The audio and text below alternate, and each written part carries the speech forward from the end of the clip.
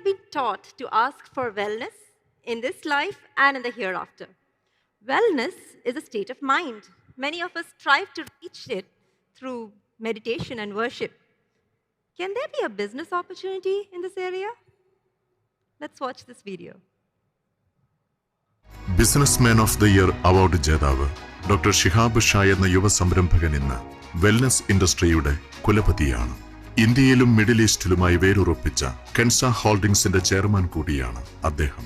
വ്യത്യസ്ത ആശയവുമായി ഇന്ത്യയിലെ നമ്പർ 1 വെൽനസ് ഹോസ്പിറ്റലായി കെൻസ വെൽനസിനെ വയനാട്ടിലൊരുക്കുന്ന പ്രവർത്തനത്തിലാണ് അദ്ദേഹം ഇപ്പോൾ. 2030 ലോകമെമ്പാടും 100 വെൽനസ് ഹോസ്പിറ്റലും 1000-ഓളം ക്ലിനിക്കുകളുമാണ് കെൻസ ലക്ഷ്യമിടുന്നത്. രോഗമില്ലാത്ത ലോകമാണ് ഡോക്ടർ ഷിഹാബ് ഷായുടെ സ്വപ്നം.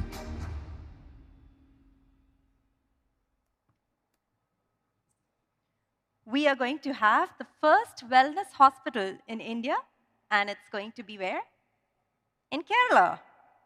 So let's hear more about how to move from illness to wellness.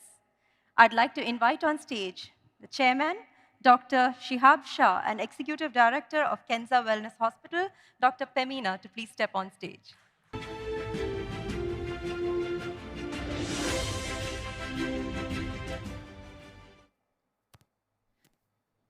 Good morning all.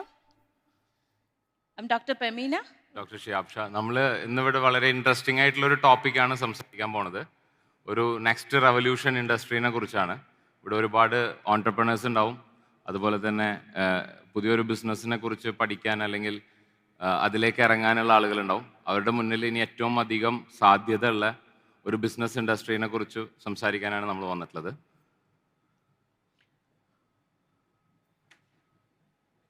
Kenza holdings actually എൻ്റെ ഗ്രാൻഡ് ഫാദറായിട്ട് തുടങ്ങിയതാണ്. We are here from 1956.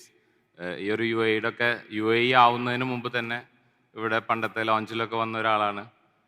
അവിടുന്ന് വന്നിട്ട് റീസെൻ്റ്ലി നമ്മൾ മെഡിക്കൽ ഇൻഡസ്ട്രിയിലേക്കും അതുപോലെ തന്നെ മെഡിക്കൽ ടൂറിസം എന്നൊരു കോൺസെപ്റ്റിലേക്കും മാറി. അതിൻ്റെ ഭാഗമായിട്ട് നോർമലി എന്നുള്ളൊരു ഇൽനെസ് ഇൻഡസ്ട്രിയിൽ നിന്നും വെൽനെസ്സിലേക്ക് മാറുക എന്നുള്ളൊരു കോൺസെപ്റ്റിലാണ് നമ്മൾ ഈ കെൻസ വെൽനസ് ഹോസ്പിറ്റൽ രൂപപ്പെടുത്തിയിരിക്കുന്നത്. റെവല്യൂഷൻ നമ്മളിവിടെ സംസാരിക്കാൻ പോണത് നെക്സ്റ്റ് ഒരു റെവല്യൂഷനെ കുറിച്ചാണ്. അങ്ങനെ പറയുമ്പോൾ ഇതുവരെ ഉണ്ടായിട്ടുള്ള റെവല്യൂഷൻസിനെ കുറിച്ചൊക്കെ അറിയാം. എന്താണ് റെവല്യൂഷൻ എന്നറിയാം. ഒരു ഇൻഡസ്ട്രി മോർ ദാൻ 50% ഓഫ് അതിൽ കൂടുതൽ ആളുകൾ അതിൻ്റെ ഉപഭോക്താക്കളാവുമ്പോൾ ഒരു വൻ രീതിയിലുള്ള മാറ്റം ആ എക്കണോമിയിൽ സൃഷ്ടിക്കുമ്പോഴാണ് അതൊരു റെവല്യൂഷനായിട്ട് മാറുന്നത്. What are the revolution happened so far? Agriculture revolution, industrial revolution, automobile revolution and technology revolution.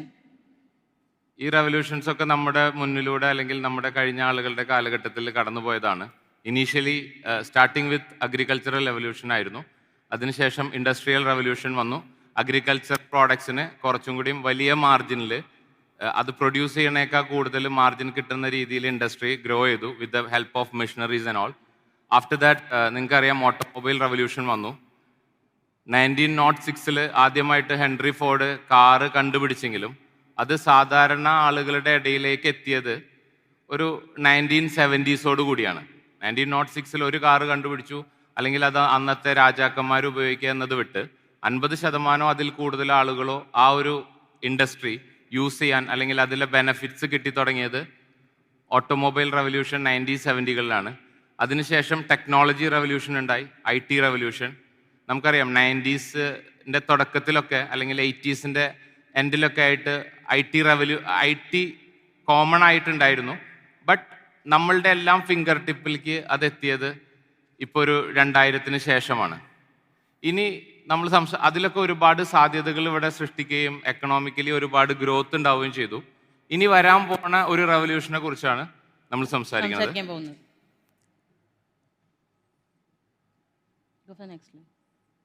What is next revolution?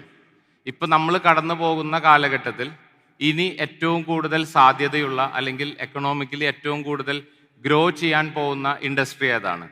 അല്ലെങ്കിൽ ആളുകൾ ഇനി ഏറ്റവും കൂടുതൽ സ്പെൻഡ് ചെയ്യുന്നത് എന്തിനു വേണ്ടിയാണ്?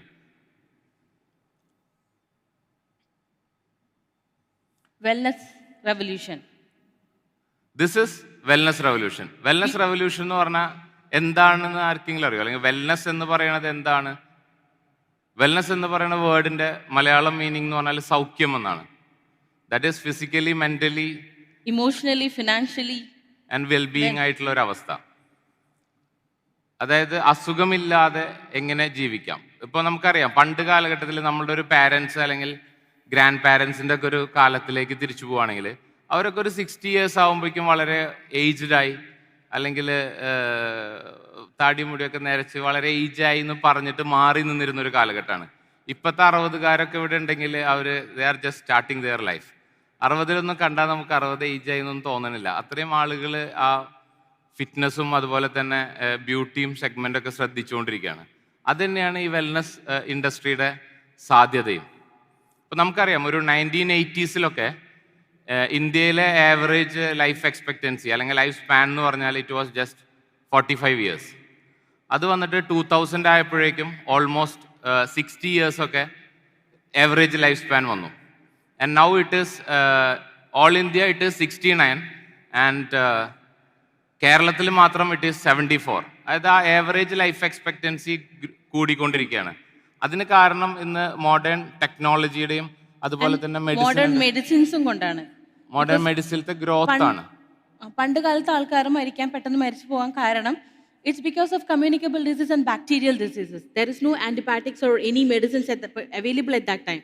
അത് കാരണം അവർക്ക് ലൈഫ് എക്സ്പെക്റ്റൻസിയും കുറവായിരുന്നു. ഇപ്പം ആ രോഗങ്ങളെയെല്ലാം ചെറുത്ത് നിൽക്കാൻ വേണ്ടിയിട്ട് ഞങ്ങൾ ആന്റിബയോട്ടിക് കണ്ടുപിടിച്ചു. ലൈഫ് എക്സ്പെക്റ്റൻസി കൂടി വന്നു. ഇന്ന് കാലത്ത് ഏറ്റവും കൂടുതൽ ആളുകൾ മരണപ്പെടുന്നത് അല്ലെങ്കിൽ ഡേഞ്ചർ സിറ്റുവേഷനിലേക്ക് പോണത് ഈ വൈറൽ ഇൻഫെക്ഷനേക്കാൾ കൂടുതൽ ലൈഫ് സ്റ്റൈൽ ഡിസീസുകളാണ്. Like diabetics, high blood pressure, heart attack, cancer മുതലായ ലൈഫ് സ്റ്റൈൽ ഡിസീസസ് ആണ്. ഇതിൻ്റെ കാരണം നമ്മുടെ ജീവിത ശൈലി തന്നെയാണ്. അതിലൊരു ചെറിയ തരം മാറ്റങ്ങൾ വരുത്തി കഴിഞ്ഞാൽ ഒരു 90% ഇത്തരം രോഗങ്ങളെ നമുക്ക് പ്രിവെൻറ്റ് ചെയ്യാൻ പറ്റും.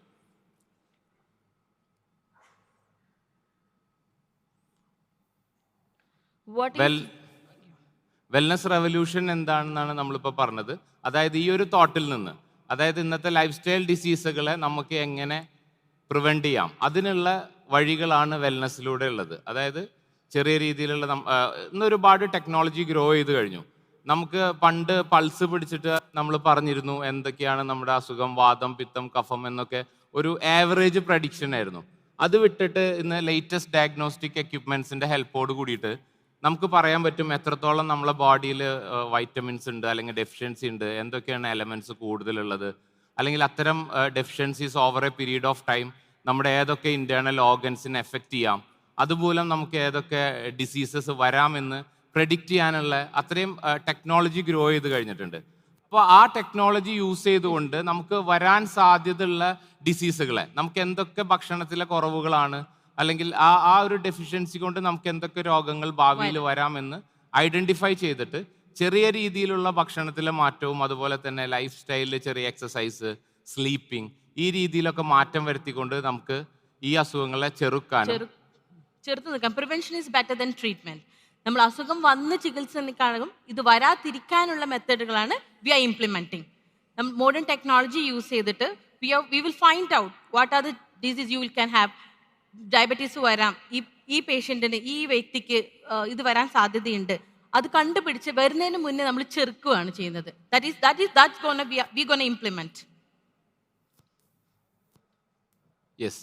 അപ്പോൾ അത്തരം ഒരു ഇൻഡസ്ട്രിയിൽ നമ്മുടെ എന്താ പറയുക, ഓത്തൻറ്റിക് ആയിട്ടുള്ള ആയുർവേദ, നാച്ചുറോപ്പതി ഒരുപാട് കാര്യങ്ങൾ ലൈഫ് സ്റ്റൈൽ ഡിസീസസിനെ അല്ലെങ്കിൽ നമ്മുടെ ഡെഫിഷ്യൻസീസിനെ ക്യൂർ ചെയ്യാൻ പറ്റുന്ന കാര്യങ്ങളുണ്ട്. അതുപോലെ തന്നെ മോഡേൺ മെഡിസിനിൽ ഒരുപാട് മുന്നേറ്റങ്ങളുണ്ട്. നമുക്ക് ഏർലി ഐഡൻറ്റിഫിക്കേഷനും അതുപോലെ തന്നെ ഇമ്മീഡിയറ്റ് ആയിട്ടുള്ള എഫക്റ്റിനൊക്കെയുള്ള കാര്യങ്ങൾ അതിലുണ്ട്.